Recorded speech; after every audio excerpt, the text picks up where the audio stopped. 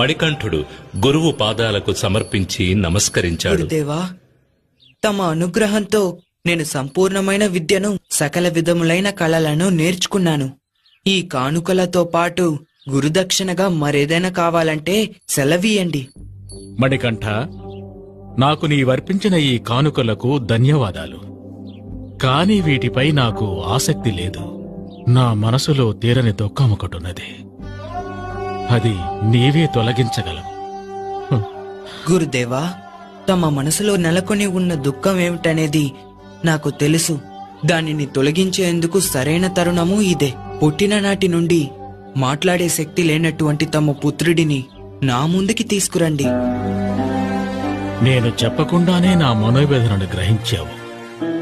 ఇదే దేవుని చిత్తము.